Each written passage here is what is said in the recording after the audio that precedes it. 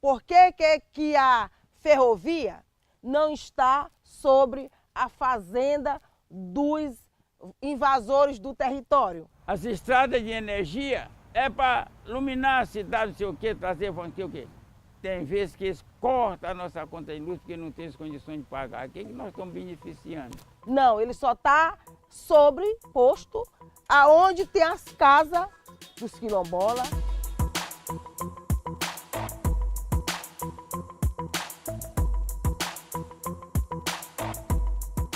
É muito diferente como os aparatos eles funcionam para as comunidades quilombolas, para os povos indígenas, desqualificando sempre tudo que se consegue produzir e como, mesmo você conseguindo produzir uma legislação muito séria em relação, por exemplo, aos empreendimentos, essa legislação ela não ganha eficácia. E nesses mecanismos o racismo ambiental está presente, ou seja, é na não possibilidade de valorar as coisas da mesma forma. E quando você acaba com a natureza, não pensa que é só a gente que está morrendo, não.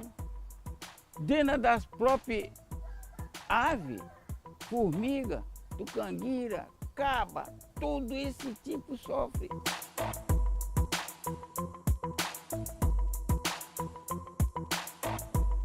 Nós chegamos numa etapa do capitalismo em que não apenas está em jogo extrair e explorar a mão de obra de povos não brancos, mas estamos numa fase em que o sistema precisa dos territórios desses povos para um processo de expansão e instrumentalização de dimensões da natureza que acabam configurando como processos altamente destrutivos dos modos de vida dessas populações e de seus espaços. É isso que se configura como uma nova modalidade do racismo. Um racismo que não apenas implica na destruição de dimensões de direito dessas populações, mas também de seu espaço, de seu meio ambiente. Eu saía e nós saía daqui, era para pescar, era para andar por dentro do mato, quando chegava de tarde, vinha todo mundo com o bucho cheio. E hoje, não tem nada disso não. Acabaram. E a natureza, ela está gritando. E quem está gritando nessa natureza somos nós próprios. Acabou a água que se tinha, que aqui hoje eles estão perfurando poço por cima de poço, e nós não precisava disso.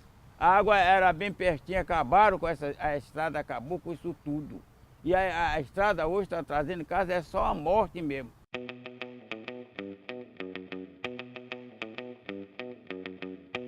Essa Santa Rosa nossa, ela foi dividida em 52 em 7 partes. E a gente vive apenas em uma, né? Então essas 6 é que é o processo de regularização maior, é a retomada dessas 6 partes. Tem toda uma dificuldade dos grupos, né, quilombolas e indígenas se constituírem como sujeitos de direitos. Que quando um quilombola é atropelado, por exemplo, numa rodovia, numa estrada de ferro, automaticamente é classificado como bêbado.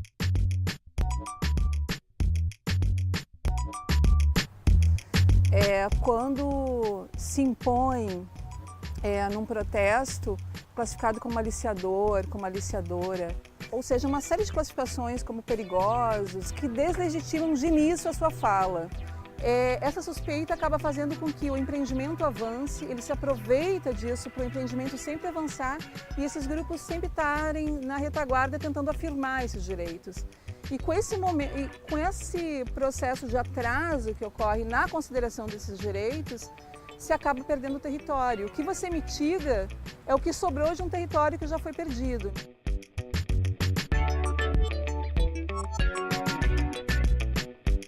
O governo hoje chega a dizer aqui, vocês não ficam daqui. Vem essa duplicação aqui, tirando todo mundo agora. É mesmo se você faz uma casa e não poder morar nela. Então, para onde é que nós vamos? Então, não são sujeitos protegidos por um sistema de direito.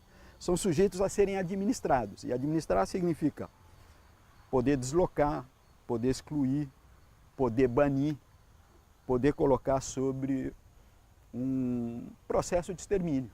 Portanto, suas terras, de alguma forma, são terras de ninguém.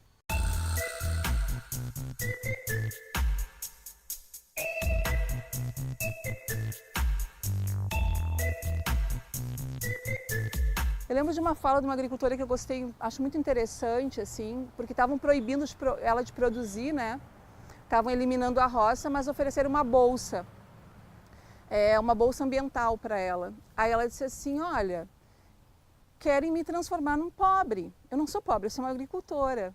Então é exatamente isso, é olhar para determinados grupos que produzem a sua vida com relativa autonomia e olhar para eles e classificar muitas vezes de pobreza. E aí num aspecto que a princípio pode aparecer até positivo, como dar algo, né? Dar um computador, dar uma casa, na verdade o que você está fazendo é tirando a autonomia desse grupo. Nós, enquanto quilombola, enquanto seres humanos, nós somos ricos demais.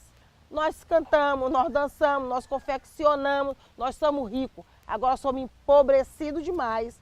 E quem trouxe foi esse maldito, ele é do mal, desenvolvimento. Então, nesse sentido, sobre um sistema que, para continuar se expandindo, precisa destituir sujeitos da condição de sujeitos de direitos, a situação é de guerra.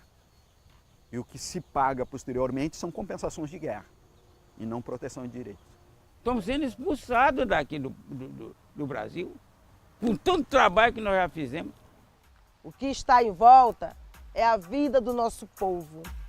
É a nossa mãe terra pedindo liberdade. E eu acredito muito na regularização fundiária dos nossos territórios quilombola, dos nossos territórios indígenas. Quando essa natureza se acaba, o que nós vamos fazer? Vamos se acabar também.